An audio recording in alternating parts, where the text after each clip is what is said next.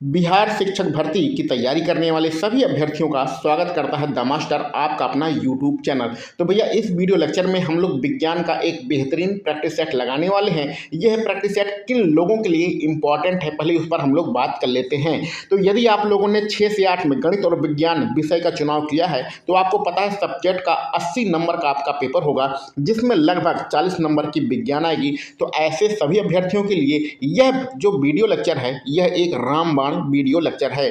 इसके अतिरिक्त यदि आप लोगों ने प्राइमरी का फॉर्म भरा है तो उसमें आपका जो सेकंड पेपर होगा 120 नंबर का होगा, और इसके अतिरिक्त 6 से 8, 9 से 10 और 11 से 12 का आपने फॉर्म भरा है तो उसमें जो आपका सेकंड पेपर होगा वो 40 नंबर का होगा, और इसमें भी आपका विज्ञान आएगा। तो इस प्रकार कक्षा 1 से लेकर कक्षा 12 तक किसी भी वर्ग में अगर आपने फॉर्म भरा है तो विज्ञान उसका एक महत्वपूर्ण सब्जेक्ट है। तो यह वीडियो लेक्चर सभी जो जितने भी अभ्यर्थी हैं बिहार शिक्षक भर्ती की तैयारी कर रहे हैं सबके लिए महत्वपूर्ण है, लेकिन 6 से 8 जिन्होंने गणित विज्ञान इस विषय का चुनाव किया है उनके लिए तो यह रामबाण वीडियो है। तो चलिए फटाफट अपने प्रैक्टिस सेट को हम लोग स्टार्ट करते हैं। ये हमारा टोटल चौथे नंबर का प्रैक्टिस सेट है। इससे पहले के प्रैक्टिस सेट आप लोगों ने नहीं लगाए हैं तो जाके उनका जो लिंक है वो डिस्क्रिप्शन बॉक्स में दिया गया है, वहाँ से आप सभी लोग जाके सारी वीडियो आप देख सकते हैं। तो ऊपर के हमारे ये जो प्रश्न है ये गणित के प्रश्न है, इनकी अलग से वीडियो बनाई जाएगी, इसलिए परेशान होने की कोई आवश्यकता नहीं है। हम लोग अपने 41 नंबर के प्रश्न की ओर बढ़ते हैं जो कि हमारा विज्ञान का यहाँ से स्टार्ट हो रहा है। अच्छा, एक चीज़ हम आपको और बता दें कि देखिए भैया प्रैक्टिस सेट लगाने का मुख्य उद्देश्य ये है कि आप लोग जिस भी किताब से पढ़ते हैं, चाहे लूसेंट हो, चाहे अरिहंत हो, परीक्षा वाणी हो या कोई और भी किताब हो, जिस भी किताब से आप पढ़ते हैं उससे आप पढ़िए और यहाँ पर प्रैक्टिस सेट लगाइए। यहाँ पर हम डिटेल में व्याख्या नहीं करेंगे। जो 40 प्रश्न हम लोग सॉल्व करने वाले हैं उसको एक कॉपी और पेन लेकर बैठिए, पहले से नोट कर लीजिए। 41, 42, 43, 44 प्रकार नंबर लिख लीजिए। जो प्रश्न आपका सही होता है उस पर सही के निशान, जो गलत होता है उस पर गलत के निशान लगाते चलिए, जिससे बाद में पता चले कि टोटल 40 में से आपके कितने प्रश्न सही हो रहे हैं। जैसे ही प्रश्न आपके सामने आए आप उसका आंसर देने की कोशिश कीजिए और फिर जब हम उसका आंसर बताएंगे तो आप सही गलत कर सकते हैं। अगर कॉपी पेन नहीं है तो कमेंट बॉक्स में ही आप लिखते चलिए, इससे आपका एक बेहतरीन रिवीजन होता रहेगा। ठीक है, तो चलिए पहला प्रश्न हम लोग स्टार्ट करते हैं। बल का हमें मात्रक बताना है। बल का मात्रक बताना है, मात्रक वाला एक प्रश्न आपका पेपर में जरूर आएगा। तो बल का जो मात्रक होता है किलोग्राम मीटर प्रति सेकंड स्क्वायर। तो प्रति सेकंड यहाँ पर नहीं लिखा गया है, सेकंड को -2 की घात लिखा है गया है, ये भी प्रति सेकंड ही कहलाता है। तो किलोग्राम मीटर सेकंड की घात -2, इसको प्रति सेकंड ही हम लोग कहते हैं। तो ये हमारा विकल्प भी यहाँ पर बिल्कुल सही रहेगा। फटाफट सभी प्रश्नों का आंसर देते हुए चलना है। देखो अगले प्रश्न में आपको न्यूमेरिकल है। एक लड़का जो कि 4 किलोग्राम के स्कूल बैग को लेकर 30 सेकंड तक पकड़ता है, उसके द्वारा किए गए कार्य की मात्रा जो गणना करना है वो जूल में करना है। तो एक बच्चा है जो 4 किलोग्राम का जो बैग लेकर खड़ा है कितने समय तक, 30 सेकंड तक, तो कितना कार्य करेगा। देखो भैया थोड़ा दिमाग लगाना है। W बराबर होता है F × D, यानी बल गुणे विस्थापन। तो इसमें कोई विस्थापन तो हुआ नहीं, लड़का चल तो रहा नहीं है, खड़ा है, तो कोई विस्थापन नहीं है, यानी D की वैल्यू 0 है। तो जब D की वैल्यू 0 है तो ऐसी कंडीशन में हमारा जो टोटल कार्य होगा वो 0 हो जाएगा। विकल्प सी यहाँ पर हमारा सही रहेगा। चलो आगे बढ़ते हैं 43 नंबर के प्रश्न पर। पृथ्वी पर किसी वस्तु का भार 200 न्यूटन है और द्रव्यमान जो है 220 किलोग्राम है, तो हमें त्वरण का मान क्या होगा ये हमें बताना है। तो फार्मूला आप सभी लोगों को पता है, इसमें कोई दिक्कत तो होनी नहीं चाहिए। ठीक है, तो W बराबर होता है, अगर इसको M और G के फॉर्मेट में लिखें तो M × G। ठीक है, तो W है हमारा 200, M है 20 इधर जाएगा भाग हो जाएगा तो बचेगा 10। तो G यानी गुरुत्वीय त्वरण का मान जो आ जाएगा वो हमारा आ जाएगा 10। अच्छा 10, अब इसमें मात्रक भी आपको ध्यान में रखना है कि 10 क्या होगा, मीटर प्रति सेकंड स्क्वायर होगा कि मीटर प्रति सेकंड और S की घात -2। ठीक है, तो यहाँ पर जो मात्रक होता है गुरुत्वीय त्वरण का वो होता है मीटर प्रति सेकंड स्क्वायर, यानी कि ये वाला विकल्प बी यहाँ पर सही रहेगा। ठीक है, डी पर गलती से टिक मत लगाइएगा। चलो आगे बढ़ते हैं। जल का वाष्पीकरण होता है, तो जल का वाष्पीकरण कब होता है, किस बिंदु पर होता है। तो 44 नंबर के प्रश्न में जल का जो वाष्पीकरण होता है वो हमेशा होता रहता है। अगर तापमान कम होता है तो बहुत कम होता है, अगर तापमान ज़्यादा होता है तो ज़्यादा होता है वाष्पीकरण। इस प्रकार समस्त तापों पर होता है। विकल्प सी आपका यहाँ पर सही रहेगा। आगे बढ़ते हैं। निम्नलिखित में से न्यूटन का कौन सा गति का नियम है जो दीवार पर अगर हम कोई गेंद फेंकें तो उस पर टकरा के वो वापस आ जाती है? तो अगर इसको हम लोग कहते हैं क्रिया प्रतिक्रिया का नियम। तो क्रिया प्रतिक्रिया का जो नियम होता है वो न्यूटन का गति का तीसरा नियम है। जब हम किसी वस्तु पर बल लगाते हैं तो वस्तु भी उस पर उतना ही बल लगाती है। क्रिया प्रतिक्रिया का ये नियम है जो कि तीसरा नियम कहलाता है। ठीक भाई, चलो आगे बढ़ते हैं। कारों में जो ब्रेकिंग पैड में यानी जो ब्रेक होते हैं उसमें किस गुण का उपयोग किया जाता है? तो जो कार में अगर ब्रेक लगाते हैं तो कार रुक जाती है, घर्षण बल का उपयोग होता है। लेकिन यहाँ पर घर्षण बल के किस प्रभाव का उपयोग होता है? तो यहाँ पर जो आपका 46 नंबर में आंसर होगा वो आपका विकल्प डी होगा। घर्षण का सकारात्मक प्रभाव, विकल्प डी आपका सही रहेगा। चलो आगे बढ़ते हैं। द्रव और गैसों में ताप अंतरण का मुख्य कारण क्या है? तो द्रव और गैस में जो ताप इधर से उधर होता है यानी कम ज़्यादा होता है, एक जहाँ से एक अणु से दूसरे अणु में जाता है, उसका जो मुख्य कारण है वो आसान प्रश्न है, कोई यहाँ दिक्कत की बात नहीं, वो है संवहन। विकल्प बी यहाँ पर सही रहेगा। आगे बढ़ते हैं। मनुष्य जो ध्वनियाँ सुनता है, जो उसकी श्रव्य परास हम कहते हैं, वो कितनी होती है? मनुष्य हर प्रकार की ध्वनि नहीं सुन सकता है। बहुत कम तीव्रता की ध्वनि होगी तो नहीं सुन पाएगा, बहुत ज़्यादा तीव्रता की ध्वनि होगी तो भी नहीं सुन पाएगा। तो इस प्रकार मनुष्य के लिए जो श्रव्य परास होती है वो कितनी होती है? तो वो होती है जब 20 हर्ट्ज से 20,000 हर्ट्ज के बीच में, यानी विकल्प डी यहाँ पर हमारा सही रहेगा। आगे बढ़ते हैं। गली के पीले लाइट में किसका प्रयोग किया जाता है? तो जो पीले कलर की लाइटें होती हैं, खासकर ट्रैफिक में भी लगी होती हैं, उसमें हम लोग किसका प्रयोग करते हैं? तो 49 नंबर के प्रश्न में उसमें हम लोग किसका प्रयोग करते हैं? सोडियम का प्रयोग करते हैं। विकल्प डी आपका यहाँ पर सही रहेगा। आगे बढ़ते हैं 50 नंबर के प्रश्न में। 50 नंबर का प्रश्न आपका जो है, 1 मिनट को थोड़ा सा छोटा करना पड़ेगा। हाँ देखो, न्यूमेरिकल है, इसको सॉल्व करना है। तो 40 ओम जो प्रतिरोध का एक विद्युत लैंप है, 200 ओम प्रतिरोध का एक टोस्टर है और 400 ओम प्रतिरोध का एक वाटर फिल्टर है और समांतर क्रम में 220 वोल्ट से संयोजित किए गए हैं। यदि विद्युत आयरन जो है 220 वोल्ट के स्रोत के संयुक्त किए जाने पर उपरोक्त तीनों उपकरण द्वारा ली गई धारा के समान धारा लेता है तो आयरन का प्रतिरोध, और सबसे पहले प्रतिरोध निकालना है यानी आर की वैल्यू निकालनी है। तो ये जो समांतर क्रम में होता है, आपको उसका फार्मूला पता है, 1/r। आर प्रतिरोध की वैल्यू क्या होगी? 1/r1 ये पहला वाला, 1/r2 ये दूसरा वाला, और 1/r3 ये तीसरा वाला।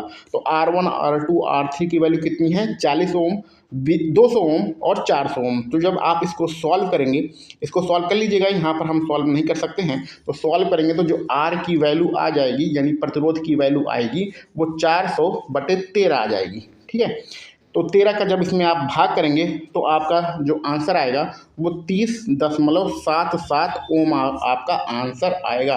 तो यानी कि पहला जो हमें प्रतिरोध निकालना था वो निकल आया है। अब अगर आप विकल्प देखें तो आपको विद्युत धारा निकालने की ज़रूरत नहीं पड़ेगी, क्योंकि सिर्फ प्रतिरोध ही आपका एक ही विकल्प में 30.77 दिया गया है।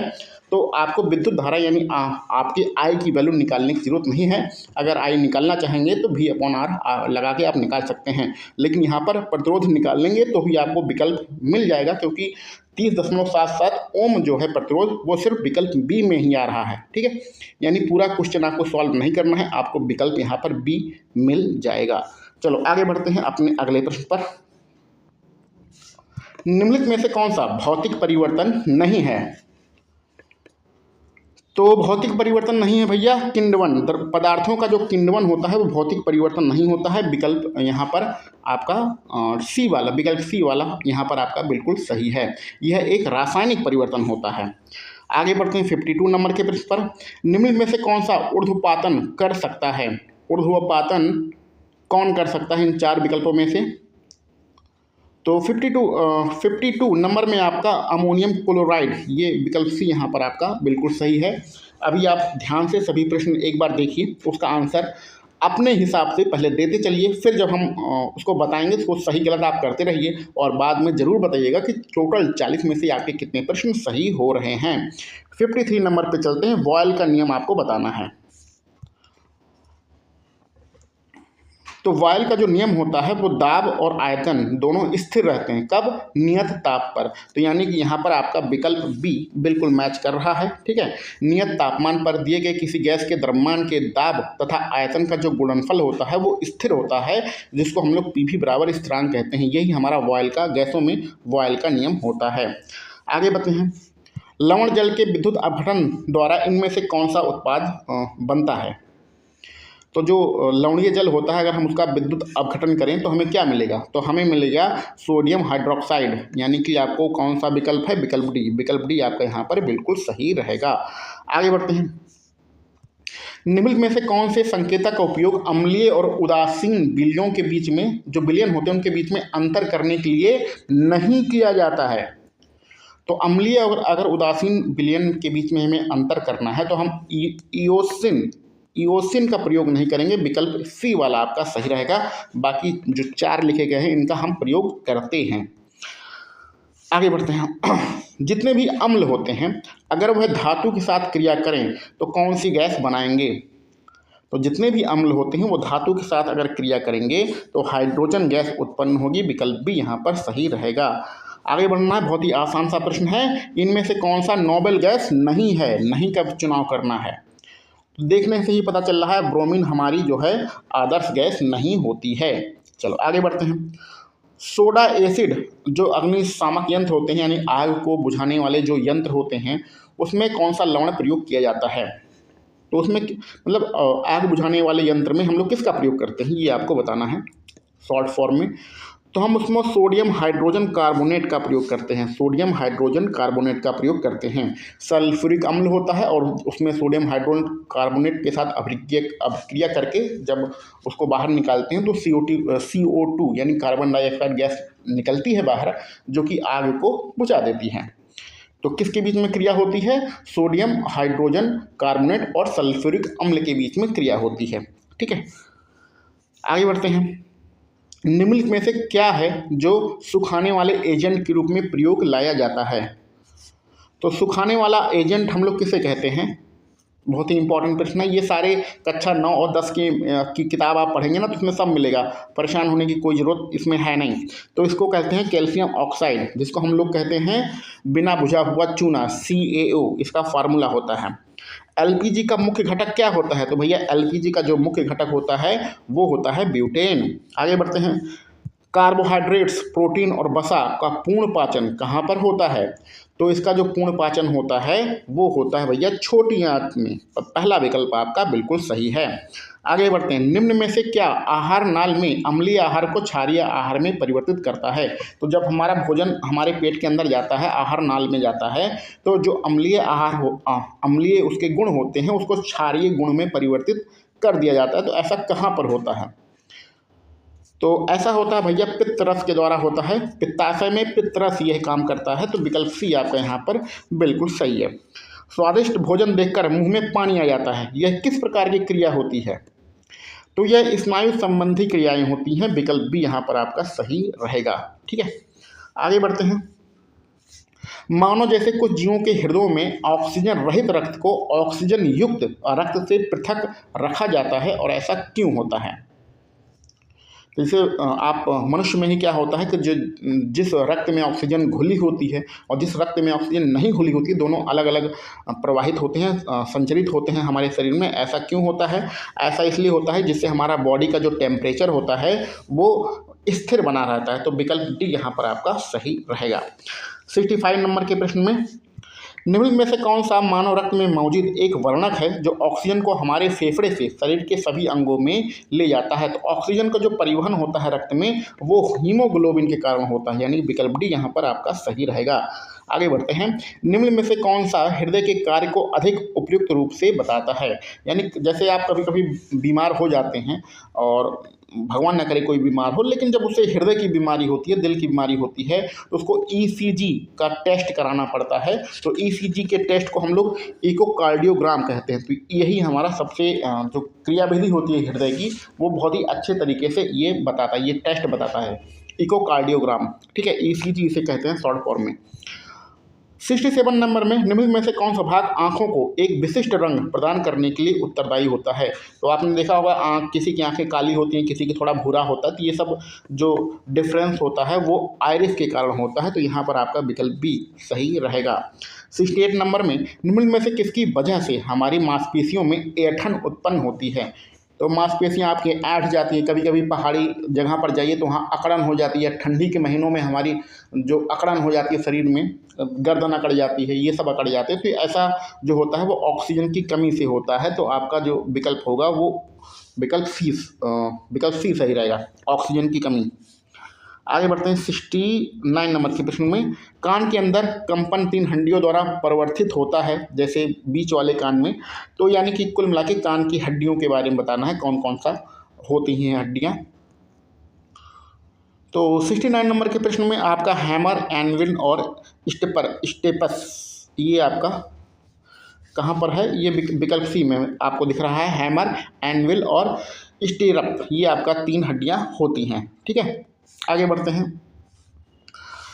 हीनताजन्य रोग के संदर्भ में रिकेट्स, आपको मतलब ये कुछ ज़्यादा ही इसमें कमी बता दिया गया है। ये ऐसा प्रश्न कभी कभी ऐसा हिंदी लिख दिया जाता है कि दिक्कत हो जाती है। कुल मिला के इसमें बताना है कि रिकेट्स जो रोग होता है वो किसकी कमी से होता है।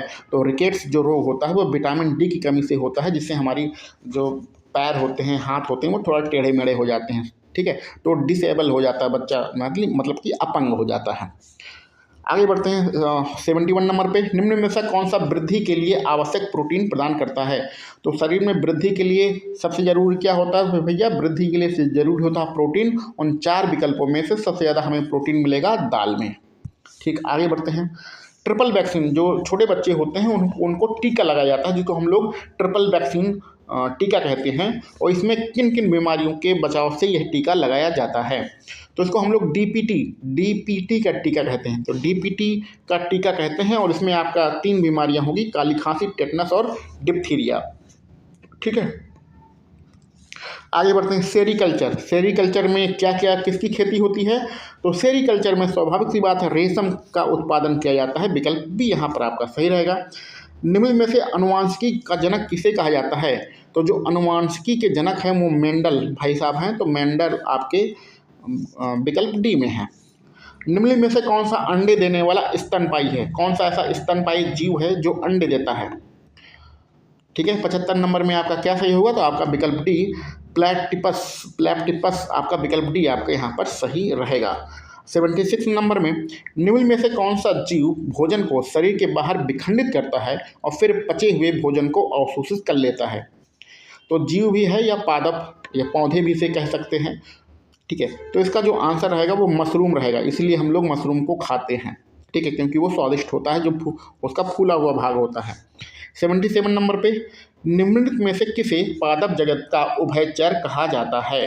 तो पादप जगत का जो उभयचर कहलाता है वो होता है, कौन सा होगा इसमें, ब्रायोफाइटा या ब्रायोफाइट्स, ये हमारा विकल्प सी यहाँ पर सही रहेगा। द्विलिंगी पुष्प कौन कौन से हैं। तो द्विलिंगी पुष्प के जो उदाहरण हैं वो गुड़हल और सरसों हैं। विकल्प बी यहाँ पर सही रहेगा। 79 नंबर के प्रश्न में देखते हैं क्या सही होगा। अंकुरण के समय बीज का कौन सा भाग जड़ का निर्माण करता है। तो जड़ का निर्माण कौन करता है भैया, मूलांकुर से हमारी जड़ें निकलती हैं। विकल्प बी यहाँ पर सही रहेगा। और आज का अपना आखिरी प्रश्न, पादपों यानी पौधों की पत्तियों पर पाए जाने वाले जो सूक्ष्म छिद्र होते हैं उन्हें हम लोग क्या कहते हैं।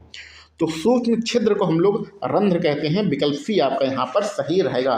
तो इस प्रकार हम लोगों ने यहाँ पर आपके विज्ञान के प्रैक्टिस सेट में टोटल 40 प्रश्नों को सॉल्व किया है। इनमें से आपके कितने प्रश्न सही हो रहे हैं कमेंट बॉक्स में ज़रूर बताइएगा। और इसी प्रकार का प्रैक्टिस सेट देखने के लिए इस यूट्यूब चैनल को सब्सक्राइब कर लीजिए, अपने दोस्तों में भी इस प्रैक्टिस सेट को शेयर कर दीजिए। चलिए मिलते हैं हम लोग अगले किसी वीडियो लेक्चर में। आप सभी लोगों को वीडियो देखने के लिए बहुत बहुत धन्यवाद।